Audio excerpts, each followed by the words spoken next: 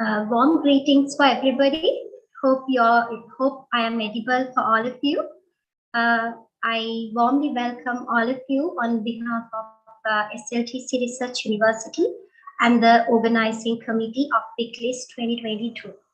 So today we are here for the third webinar of the pre-conference webinar series of VICLIS.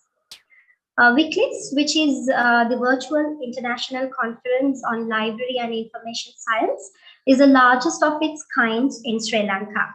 With the success of the maiden conference, which was held in 2021, we are organizing this conference for the second consecutive year in collaboration with 5 international partners and 3 local partners.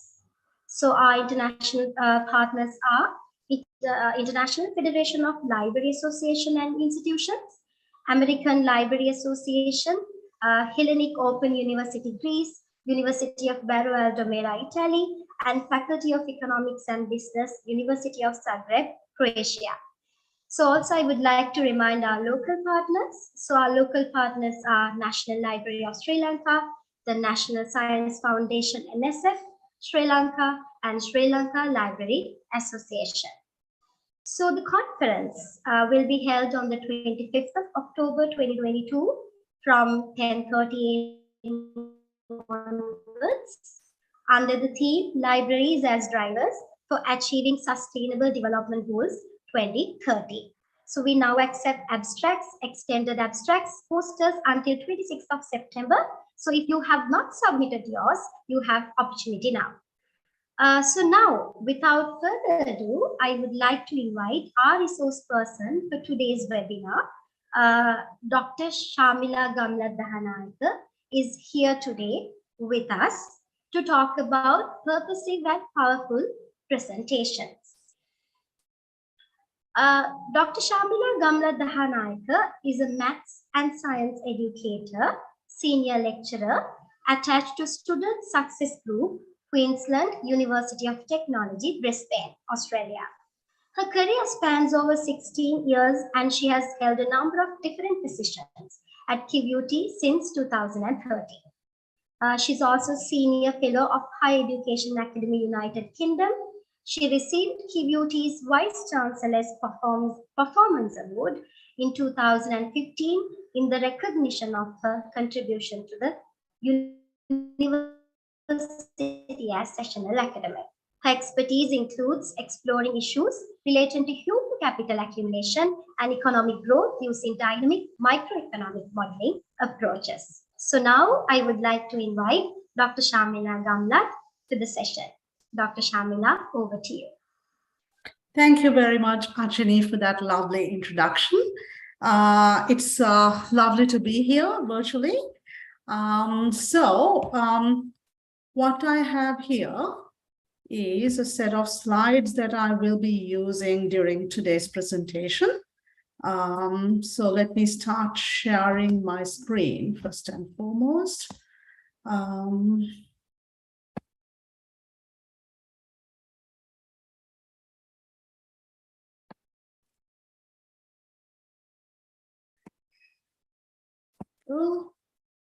Yep, so I hope you can see what I'm sharing now.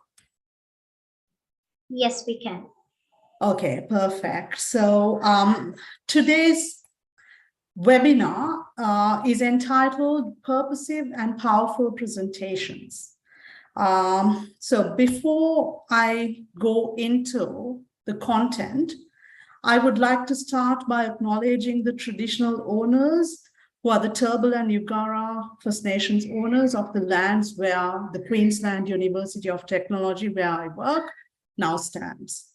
So we do this acknowledgement of traditional owners at the beginning of any important activity, any important official activity.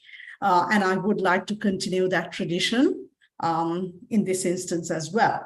So I would like to pay respects to their elders, laws, customs, and creation spirits, and also recognize that the lands on which the Queensland University of Technology stands today have always been places of learning, teaching, and research, and also acknowledge the important role Aboriginal and Torres Strait Islander people play within the QUT community. So, the aims of today's webinar. So, it's really hard to sort of summarize everything I want to talk to you about today into one slide, but I have tried my best here. So my key aims are to provide you with insights for presenting at a conference or, well, a similar setting like a workshop or a webinar effectively.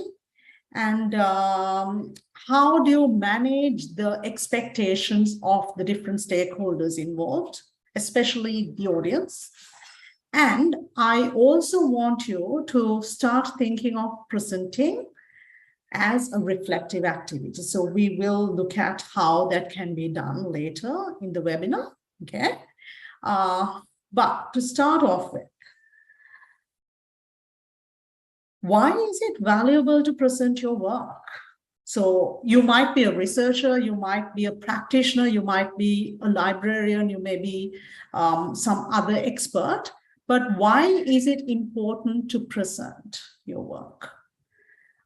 So I have broadly divided presentations into two different categories. I know this is not necessarily a mutually exclusive sort of categorization, and it's not a complete one either, okay?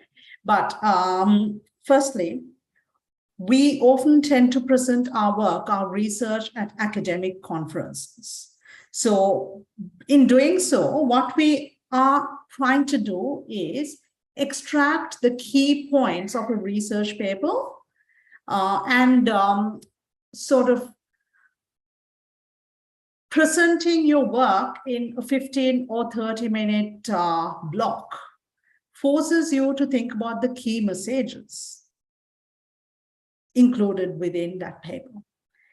And also, if you're a researcher, presenting your work nice and early gives you a chance to get feedback early on and improve the quality of your work. I have, over the years, found it immensely useful to present my work at different conferences and different places to different audiences.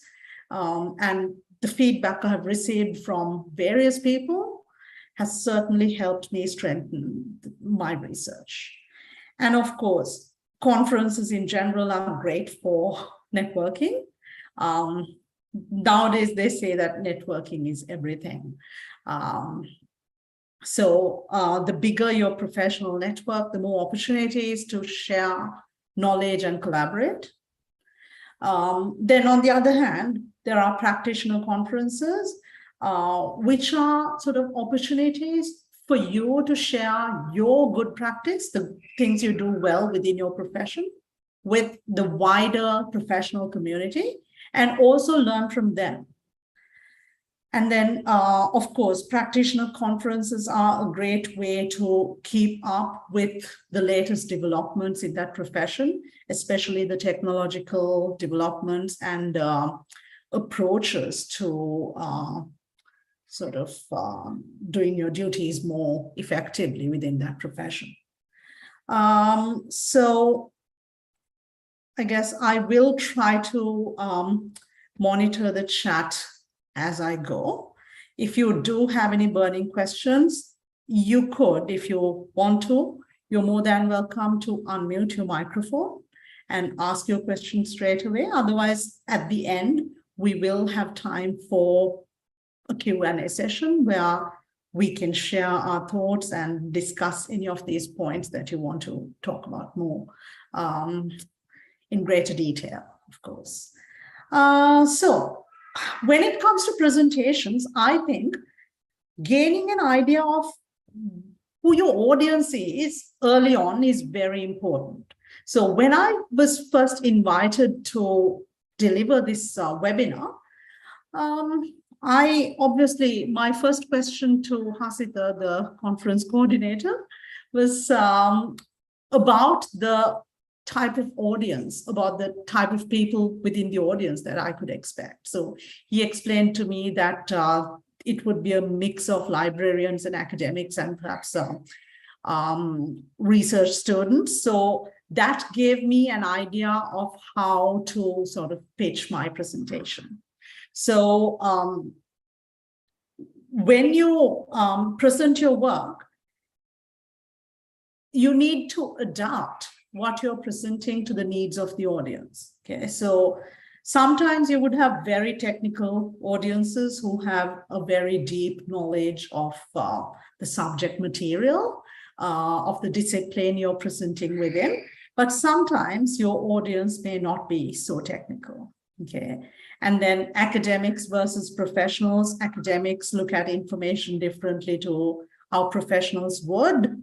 Although I don't, again, believe that these are distinctions set in stone. And then obviously, there may be conferences or settings where the majority of the audience may be native English speakers who have English as their first language, versus there may be conferences or situations where the majority of your audience would be people who don't have English as their first language, which again, you need to factor in when deciding how and what to present, perhaps. And I think you've got to be very proactive as a presenter. So you need to read the room. Essentially, you need to make quick adjustments if you're reading certain vibes from your audience. If you feel that your audience is zoning off, zoning out, not feeling very engaged, you might need to bring in, you need to have some tricks up your sleeve to sort of get them engaged, because there's nothing worse than a disengaged audience, people who are, you know, bored and yawning and who just want to be somewhere else.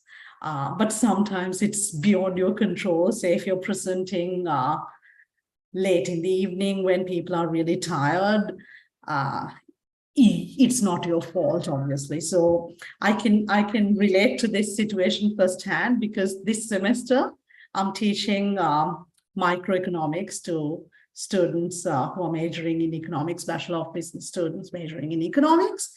Unfortunately, that lecture is from 6 to 8 p.m. on Fridays. So that's not the best time for a lecture. Students would much rather prefer to do something else at that time, I'm sure.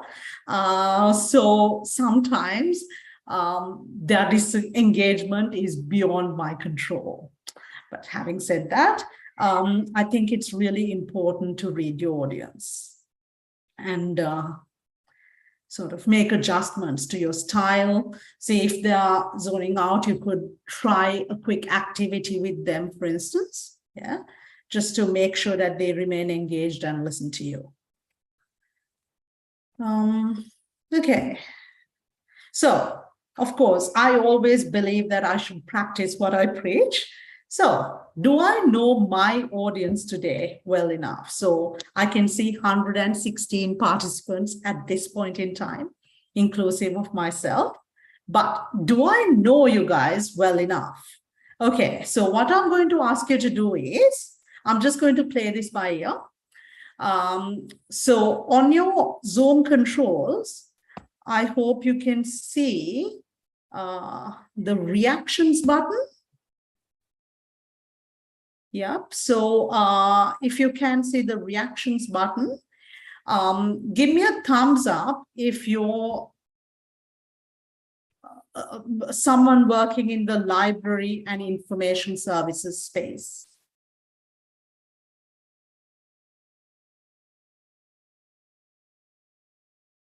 Okay, so I'm seeing some thumbs up here. Great. So yeah, some of you work in the library and information services space. But I should not come to arrive at any preconceived notions about my audience, obviously. So I need to ask more questions and try to see who else is in the room. Okay. Give me a thumbs up if you're a researcher or an academic. Okay. Any current PhD or research students? Anyone who's currently studying? Okay, beautiful. And anyone who's currently working towards an undergraduate degree or a coursework type degree? Okay, a few of you. Anyone else? Anyone that I missed?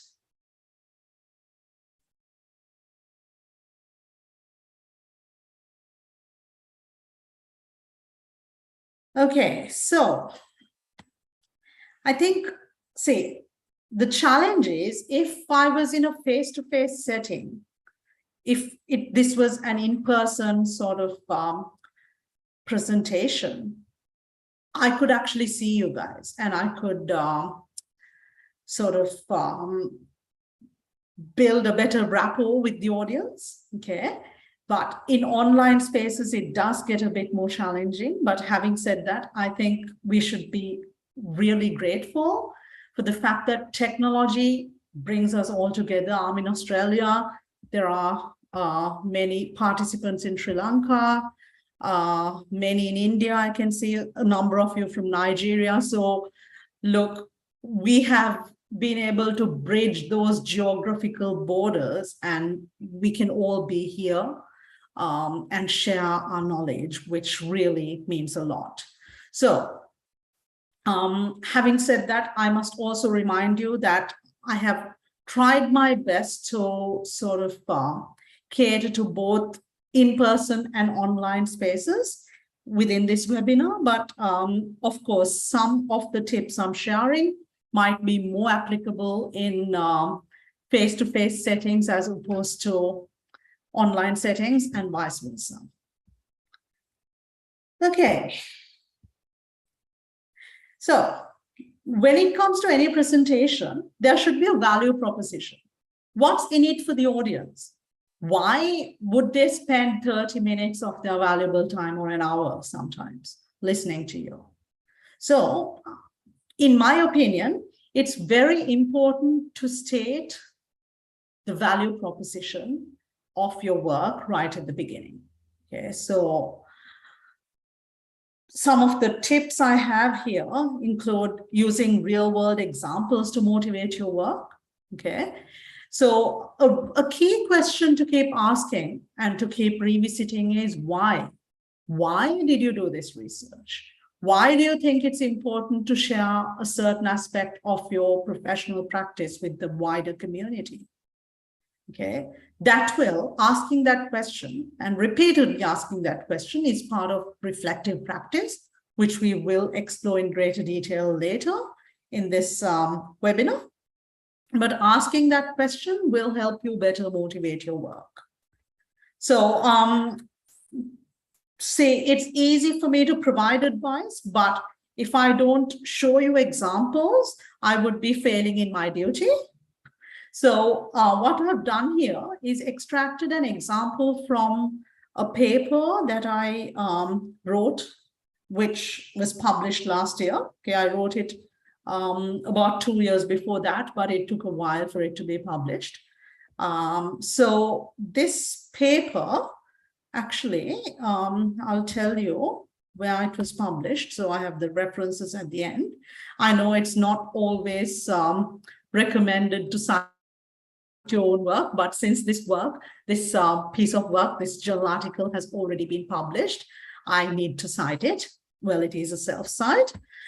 So the title of the paper is Business Undergraduates' Progression and Satisfaction with Learning Experiences, the Role of Group Assessment. It was published in Assessment and Evaluation in Higher Education. So why am I going back to this paper, which has already been published? Because I presented my work when it was in draft stage to an internal audience within my university. So I just want to show you the sequence or the approach I took for motivating my work. So I started off by talking about how and why teamwork is used in modern organizations. Then, see, I took this funneling in sort of approach here.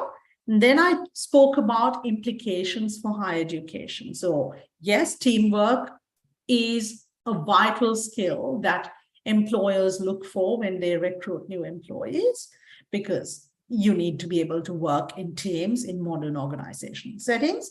Then I spoke about the implications for higher education. As a result, most higher educational frameworks now explicitly recognize the importance of working in teams. And working in teams or groups is therefore incorporated into curriculum and course design. Okay. And then I have also said that developing students' teamwork skills through group assessment is especially important for business schools, as their graduates need to operate in teams, because the context was business students. And then I presented an evaluation of group-based assessment. Yes, I have said group assessment is commonly used in business courses due to all these reasons, but it has its pros and cons. Okay. And then I said, because there's mixed evidence on student satisfaction in group assessment contexts, we need to investigate this issue more. Therefore, the proposed study aims to contribute to this strand of literature by using quantitative data analysis techniques to glean insights into how the presence or absence of group-based assessment tasks can affect student satisfaction and progression. Okay, so creating that nice segue, that nice sequence, and telling that story during your presentation, in my opinion, it helped add value to what I was trying to say, rather than directly saying, well, this is what I'm going to talk to you about. Telling the audience why this issue is important is useful. Okay, so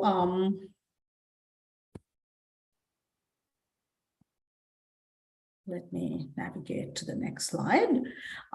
So yeah, the next slide is about the slides used in presentations. But having said that, you don't always need to use slides when presenting your work, although it is common practice nowadays. But you should be aware that sometimes technology could fail you. So this happened to me once. I was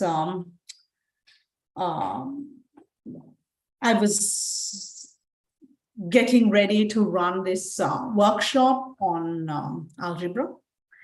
And then I had a prepared set of slides with the questions that I was going to use in that workshop. Of course, because I'm an academic, because I teach a lot, I will go back to examples from my profession.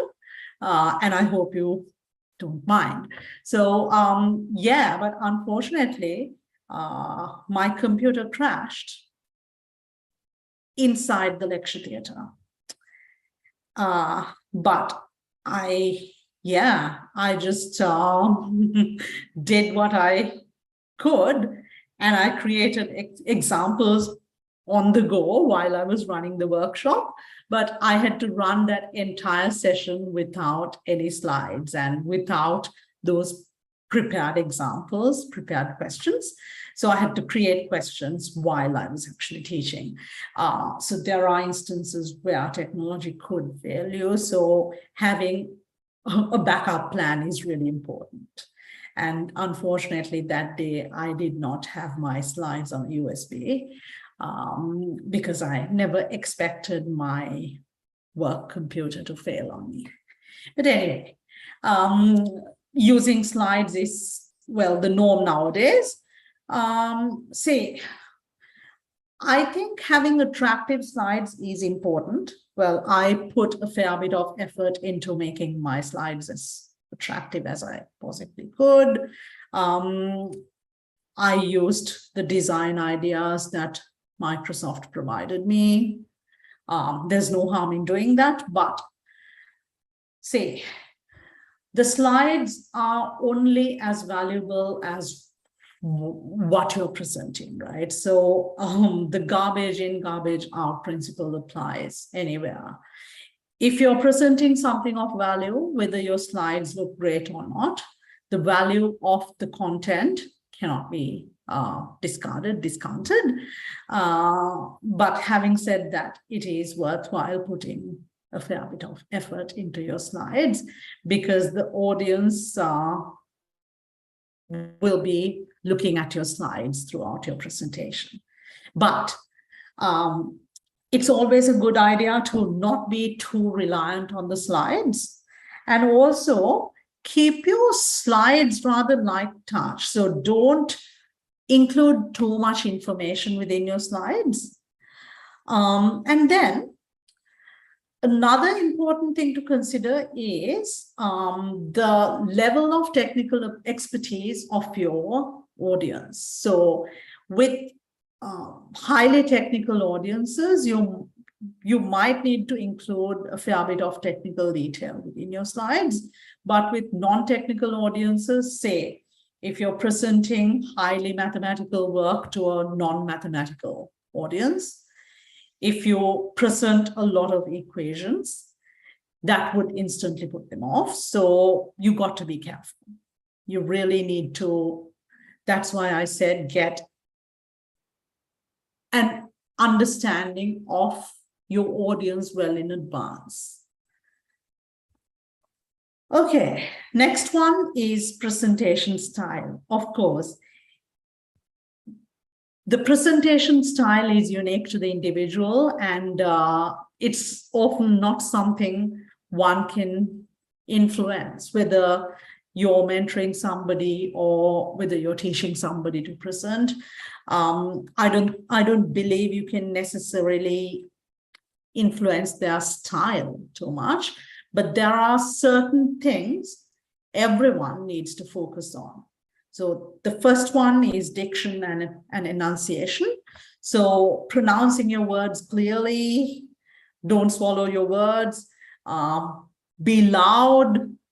If you have access to a microphone within an in-person setting, do use it without straining your voice.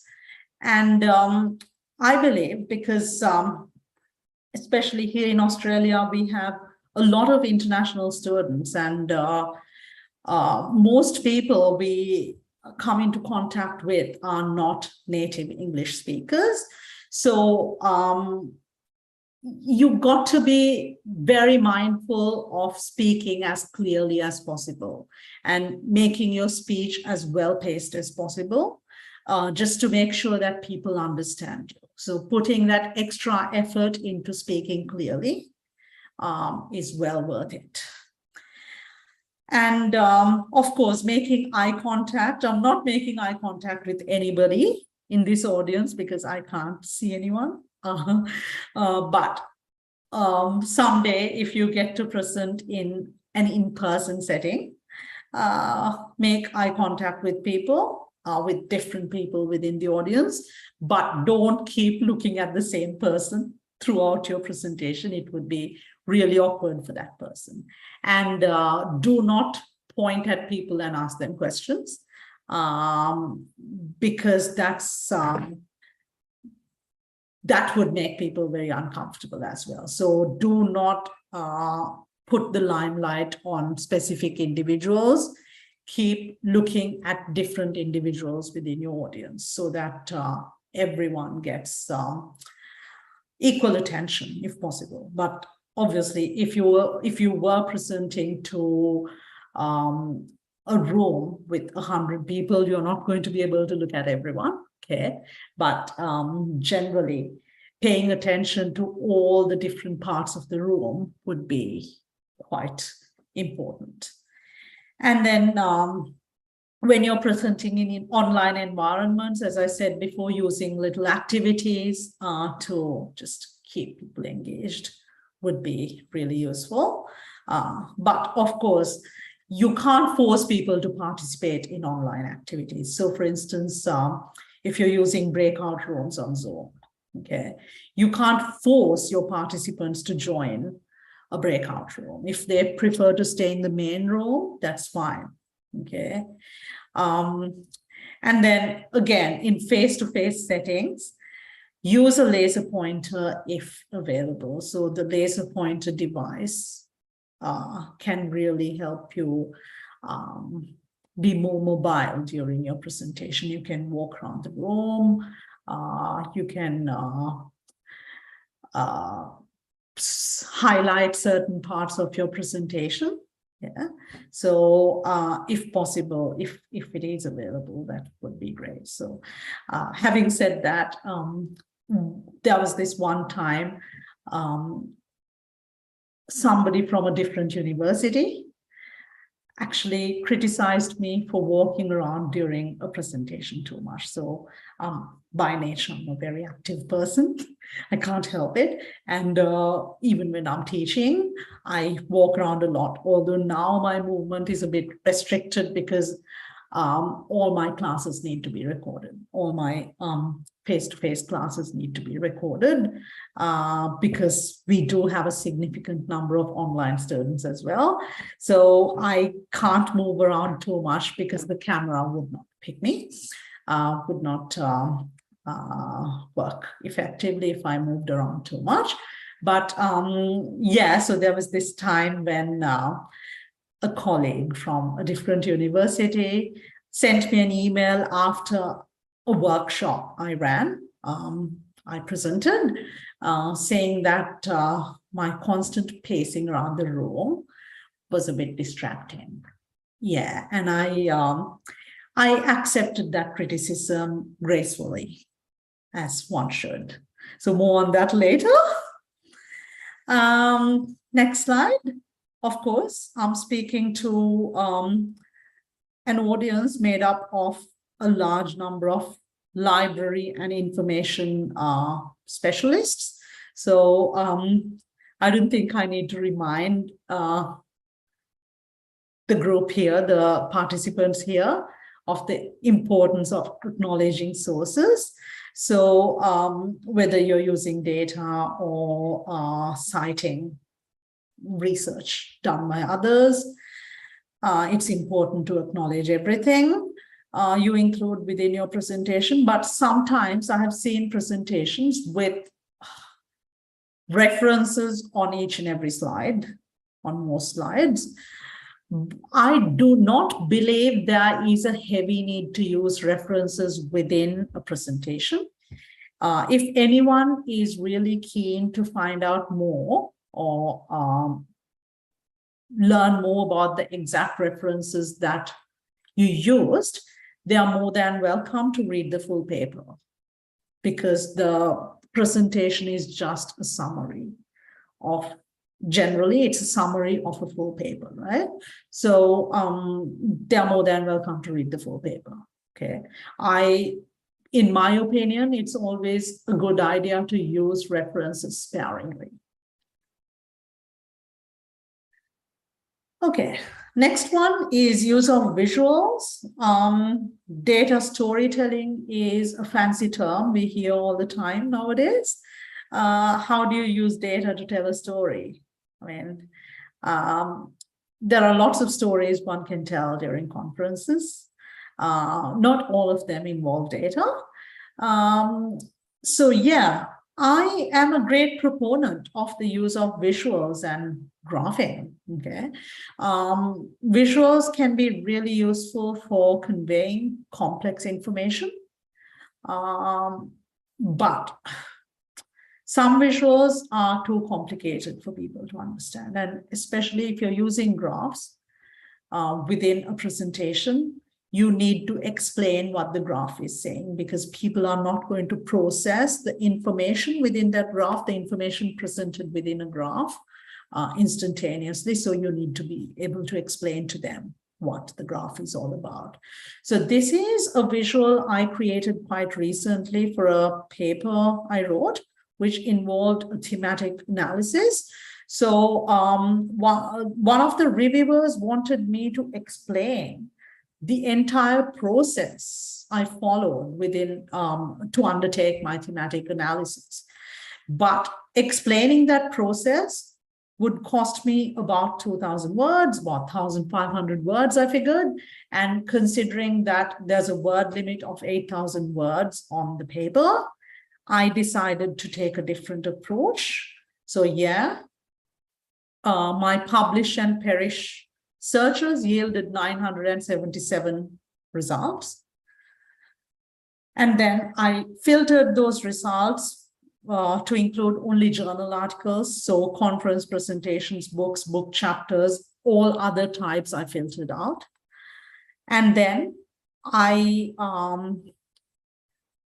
undertook further filtering using text filters to find the relevant articles. And I also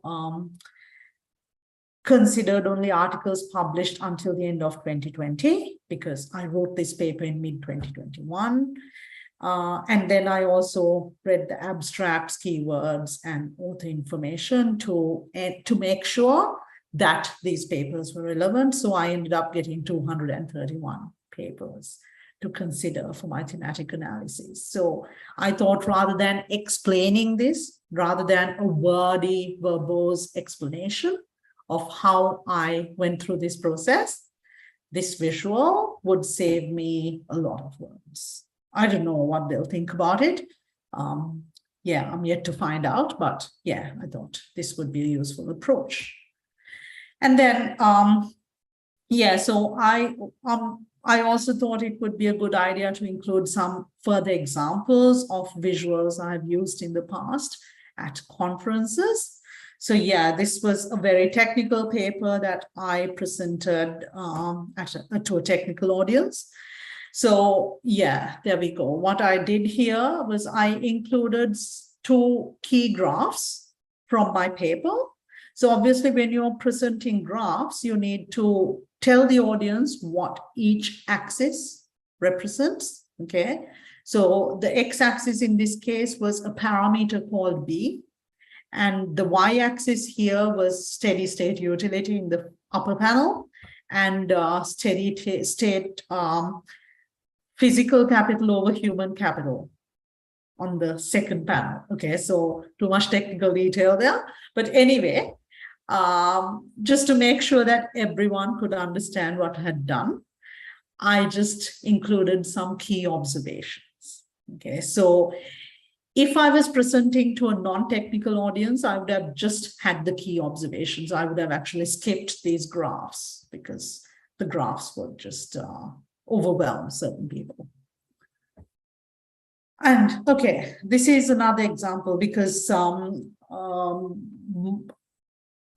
most of my previous research was in the area of dynamic macroeconomic modeling, which is a lot of maths, lots of equations.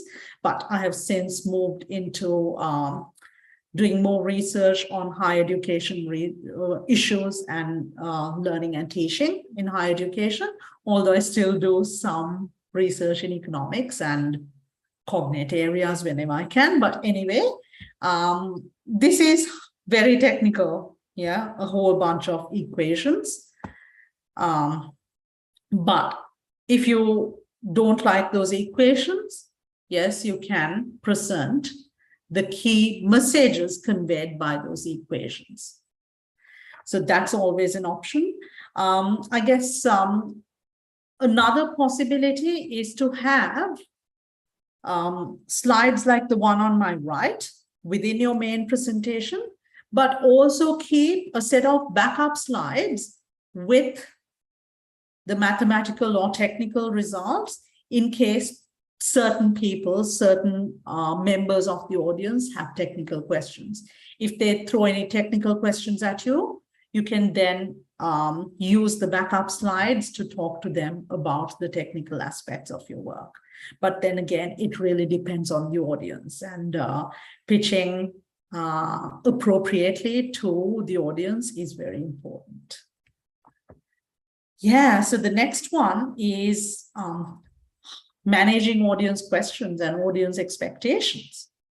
So just to get an idea of what you think, should a presenter take questions, give the audience the opportunity to ask questions during the presentation? So at the beginning of this presentation, I said, if anyone has burning questions, they are more than welcome to unmute their microphones and ask those questions. But obviously, we have 133 participants. And this is a webinar format. So we are having a Q&A session at the end as well. But see, in most conference settings, you would have these two options. So usually the moderator or the session chair might ask the presenter whether they want to take questions during the presentation or at the end, okay? Or you as the presenter, if you want people to ask their questions at the end, if you just want to focus on your presentation first and then answer questions, you can request the audience to hold off any questions they have until the end. So just to get an idea of what you think would be the best approach, if you feel that it's good to take questions during the presentation, give me a thumbs up or raise your hand.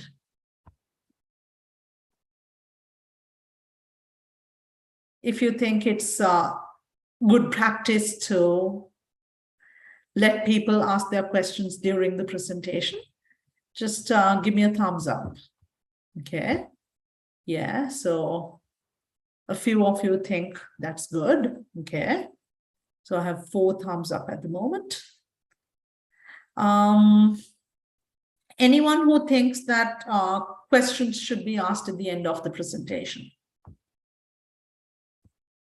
Give me a thumbs up if you do.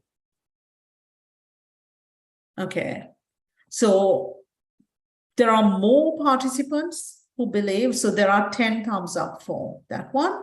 So there are more people here who think that questions should be asked at the end. Look, in my opinion, there's no right answer to this question. If you can answer questions thrown to you by the audience during the presentation, that shows, that displays your confidence. Okay. But if you just want to focus on your presentation, on doing your presentation well,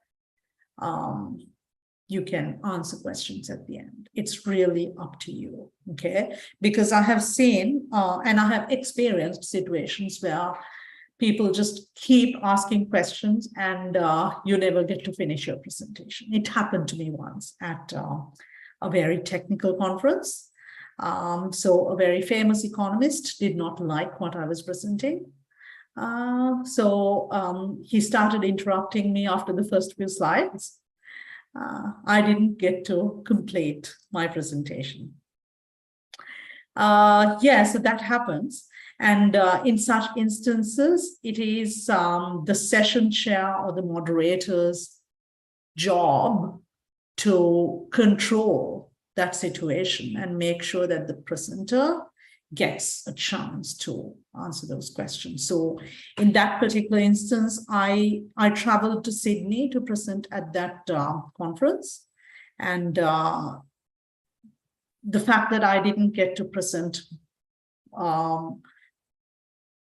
everything that I had planned to was quite a pity.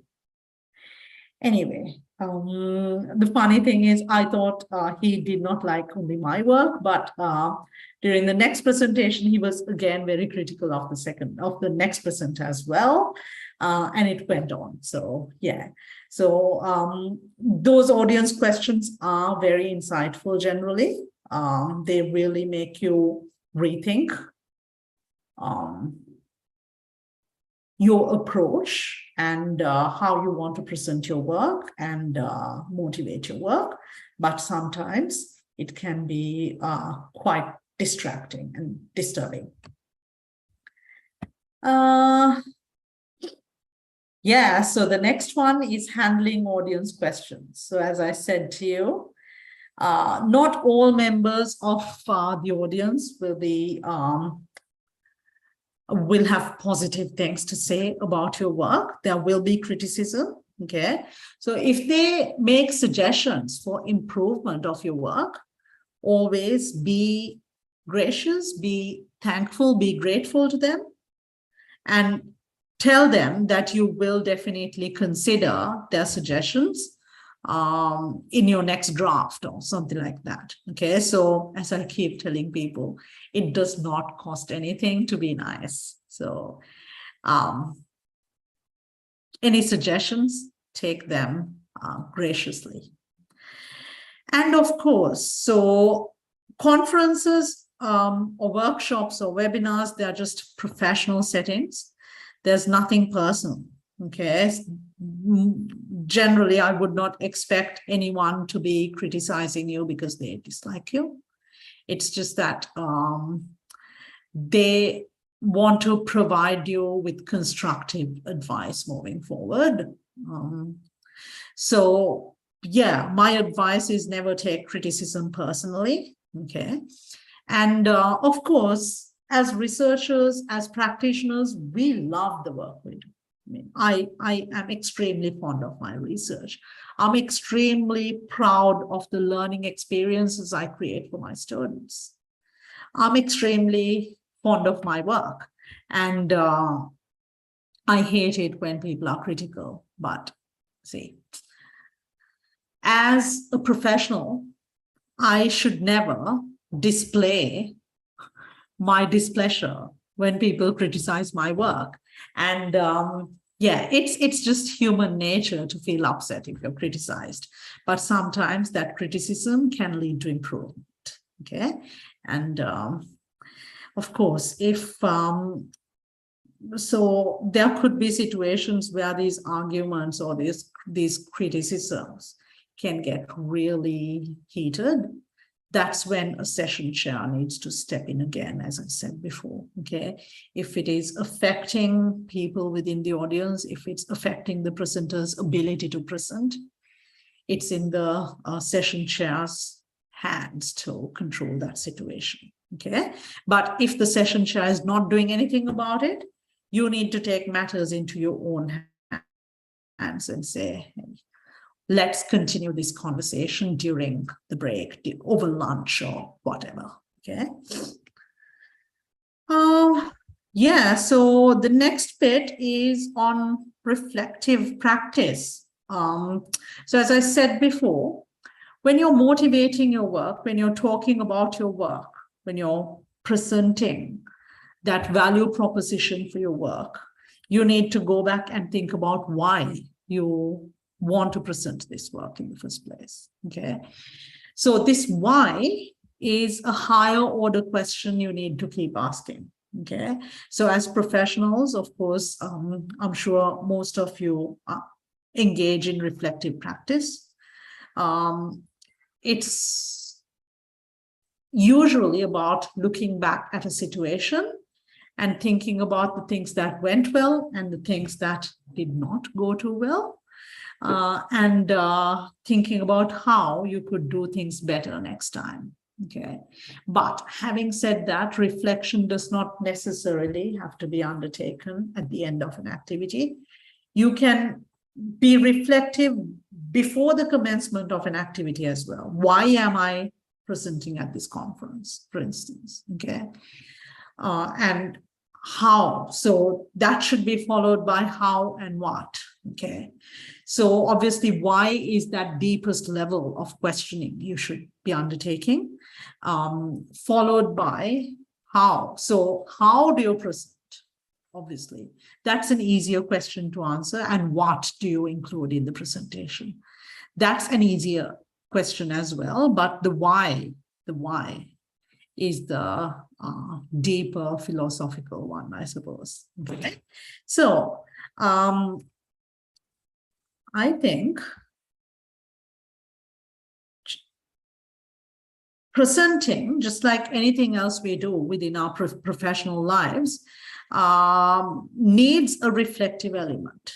Okay, so essentially, once you're present, you need to think carefully about what went well and what did not go so well. Okay. Did you keep your audience engaged? Did your audience seem to understand what you spoke about? Were you able to stick to the time limit? Did you answer the audience questions well? Was there anything you could not answer? How would you have answered it better? Okay, so essentially, it's about creating a better version of yourself for the next time. Okay, so the next time you present, how would you do it differently if there is a next time? Okay, and of course, remember we had a look at how you should handle audience questions a few slides before this. Okay, so those audience suggestions and comments and criticisms, okay, it's a good idea to keep a record of them. Okay, I've seen people frantically jotting away when people provide comments during presentations, during conference presentations.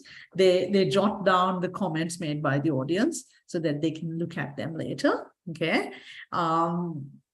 If you want to do that, that's fine. Or if you have a good memory, you can go back and think about the questions that the audience asked and whether your work or your practice actually addresses.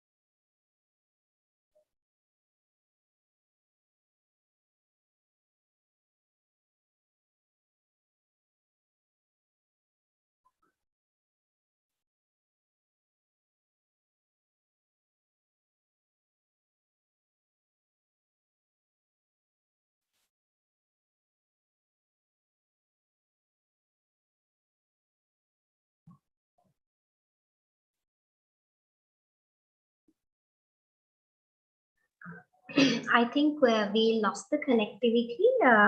Can you please bear with us for a moment so that the resource person can join again?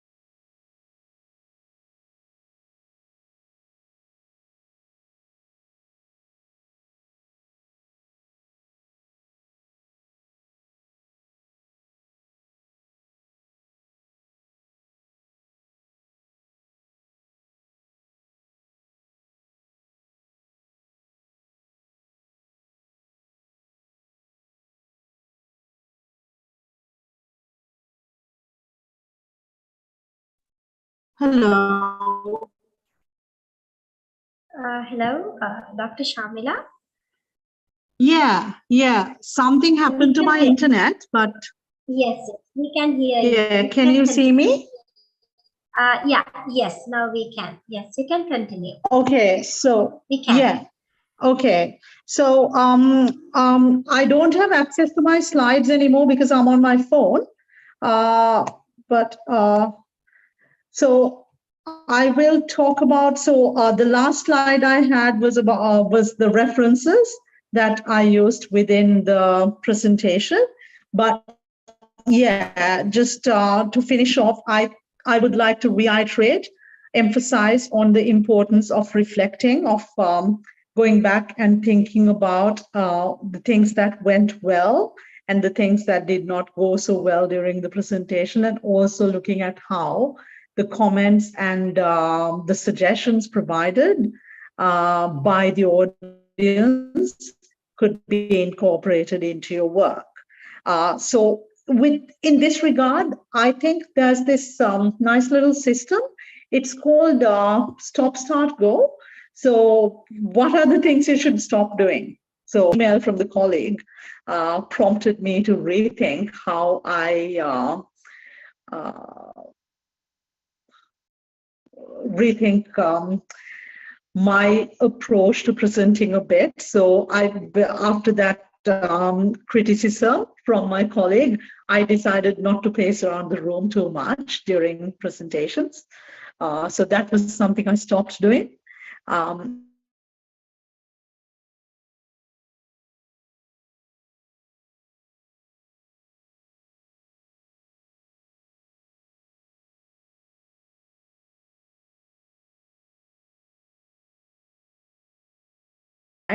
With technical details, which I spoke to you about before.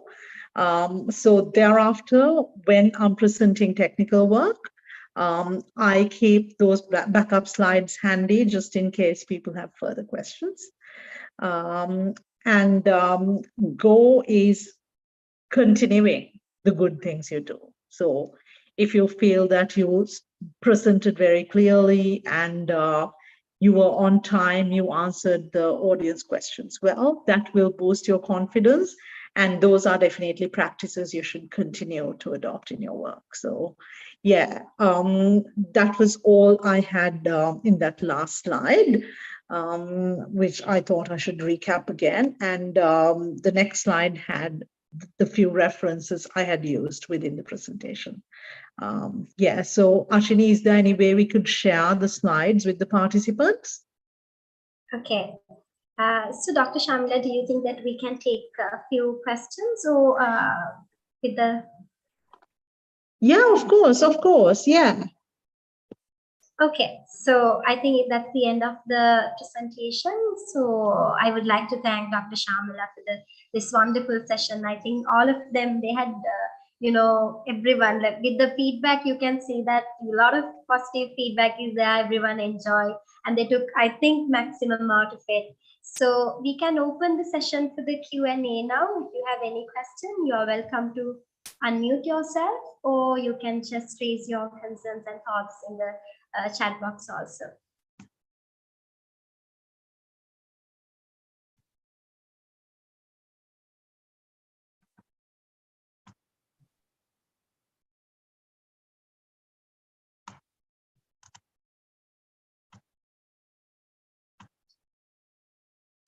Okay, Nitin, thank you for that question. And tips for first-time presentation at international level. Be calm, okay? The audience is made up of human beings, just like you and me, okay? Don't think they are hostile, okay? If it is the first time you're presenting, be ready for criticism. It's okay to be criticized, okay? Just be calm and do your thing. That's all I can say, okay?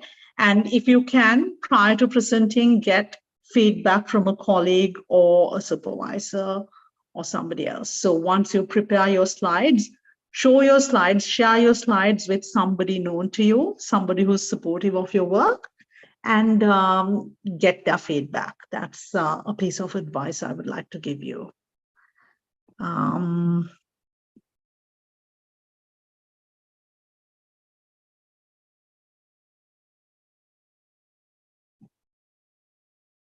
Any other questions? And thank you very much for all those wonderful comments that are coming through. Yeah, so I can see another question. Sandit, yeah, thank you for that question. Silent audiences. Sometimes you feel like you're speaking to, well, the furniture in the room, because the audience can be so unresponsive. So look, it's a choice. It's a choice, okay? It's probably not because your presentation is really boring or anything. It's perhaps because the audience is just tired or they have been listening to presentations all day. So as I said during the presentation, if you're presenting late in the evening, if yours is one of the last sessions, unfortunately, the audience would not be too interested in what you're presenting. That's, yeah, that's my very honest opinion about how people behave. But if they are being completely unresponsive, you can try certain activities. You can, you know, field a few questions to the audience, okay?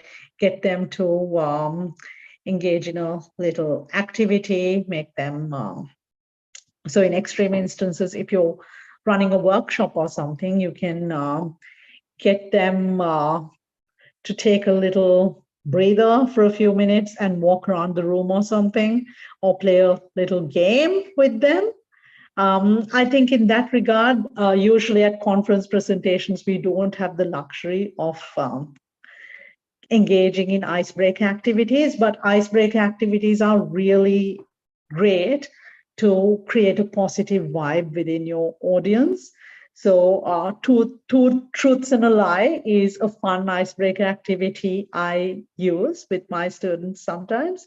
So get people to speak, tell the person next to them two truths and a lie, and that other person has to guess which ones are the truths and which one is the lie. So yeah, fun little stuff like that, especially in in-person settings. And how to remember points in mind while presenting. So that's another very important question, Anil. Thanks for that question. So see, it's okay to take a little palm card with the key points, okay? But the great thing is nowadays, because everyone uses PowerPoint, okay, the slides will sort of give you your presentation structure and flow, okay? And of course, I know that lots of people actually use the notes function, the notes option on Microsoft PowerPoint, because only the presenter can see those notes. Only the presenter can see those notes, remember, okay?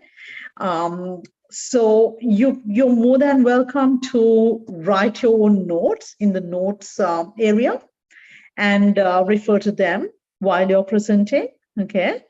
Yeah, so those are some general ways to sort of remember and have easy access to the key pieces of information you're going to need. And then how to gather information for a presentation, okay? So I will talk to this point with my economist's hat on, okay? So yeah, so look at what sources are available, look at what data is available. If there is interesting, relevant data that you can draw on to motivate what you're trying to say, do that. So I usually refer to data and existing research and real world problems to motivate my research. So there's no better way to do that. Okay. So when it comes to economics, I first start by investigating the data available in sort of open access databases like the World Bank database, the UNDP data, the OECD iLibrary. I look at what information, what data is available in those repositories, and then go on to think about how I can sort of utilize and relate to that data to tell my story better. Yeah, and Miguel, yeah, of course, golden advice there: be calm when presenting, don't rattle too much. Okay, but of course, just like anything else in life, you get better at it as you gain more experience. So your first time presenting is unlikely to be your last. Okay, so in your work, in your professions, you will need to present, whether it be research or practice or whatever you do, you will need to present quite frequently. So you will become more seasoned, you'll get better at it over time. Trust me when I say it. Any further questions? Yes, we have one, right?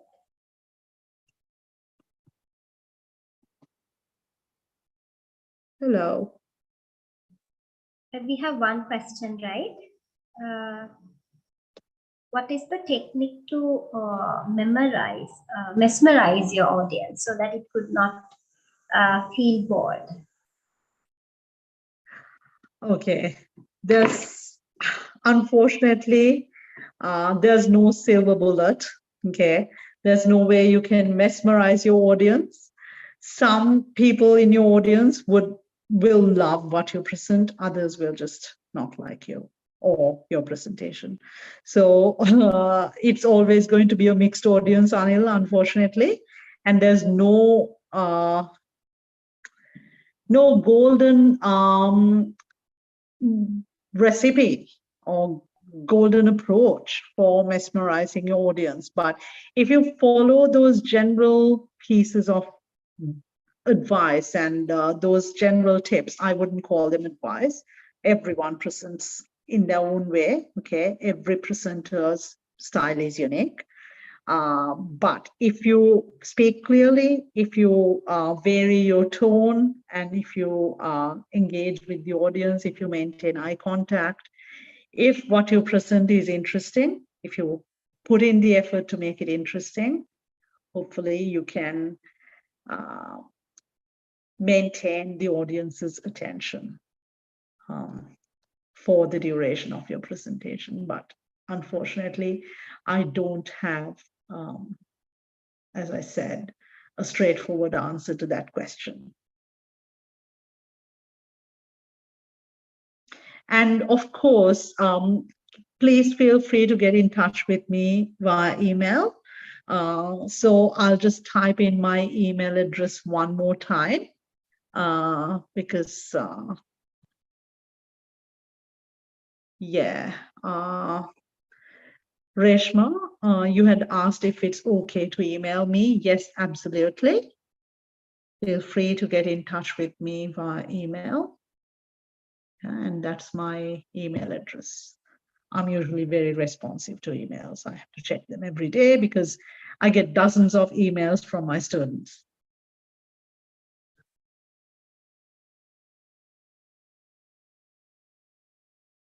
Any further questions? Yeah, so I have just put my email on chat.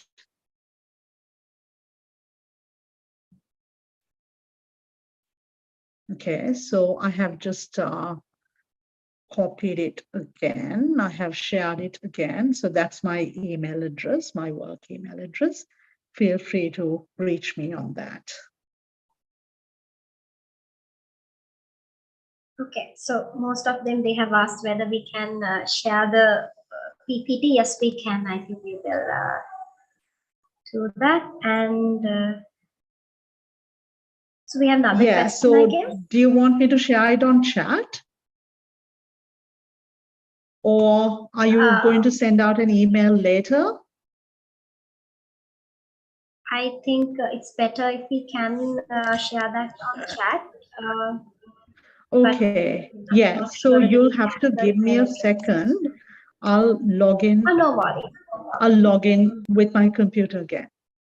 Sorry, So what if was you, that, I think Ashini? it is, yeah, if it is difficult right now, you can send us also. We'll see what we can do, because since you're going through a bit. Yeah, no, if you can bear with me for just a second, I should be able to get in again. So I'll leave. Hang on. So yeah, okay, perfect. So there we go. Can you see me now on my computer?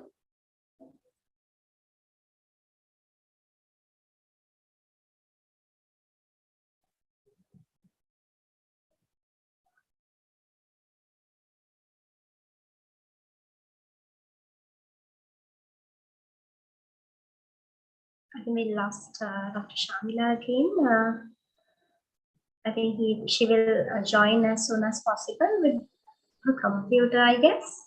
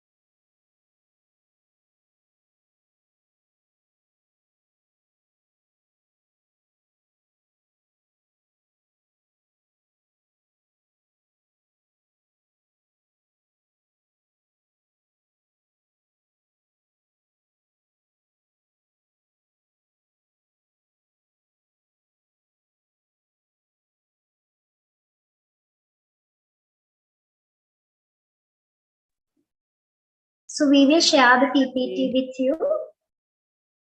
Yes, so I have shared it on chat. Thank you. Yeah, and I'll share it one more time just to make sure.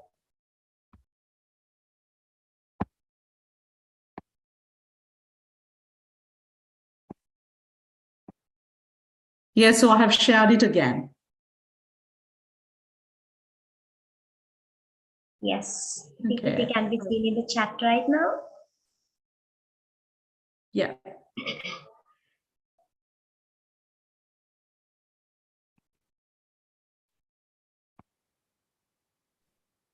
So do we have any further questions regarding the session? Anything you want to add or any questions?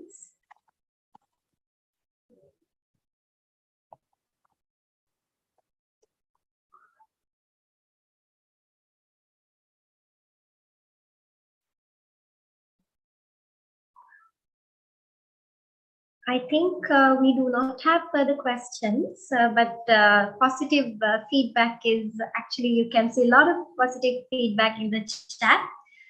So I don't think that I should, say something else, because it is really evident in the chat box that the session was really great, very informative and effective. Our participants, I think they are really happy with the, the session. So I would like to thank Dr. Shamila. Thank you so much for spending your time with us. We know that you have busy schedule, but still, spending this time with us, we really appreciate. And our participants, we can see that they have taken the maximum use of it. So thank you so much, and we hope to see you once again in some other, session also.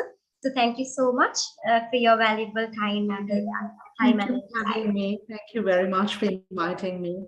Thank you. Thank you very And much. yes, so our participants, all of you, I would like to thank all of you because this event would not be possible without you, your participation. I can see that we have a lot of participants from different countries, different parts of the world. So thank you so much for your valuable participation and your engagement. I can see that you all are really enthusiastic. So thank you so much. And before winding up the session, I would like to remind you that the conference will be held on 25th of October, and you can send your abstracts, extended abstract or posters until 26th. So if you have not submitted yours, so you can, as soon as possible, you can send us. So I think we can wind up the session. And thank you so much, everyone. Thank you so much who were behind the screen and all the technical support and everyone. So thank you and see you once again in another webinar series. Thank you. Thanks. Bye.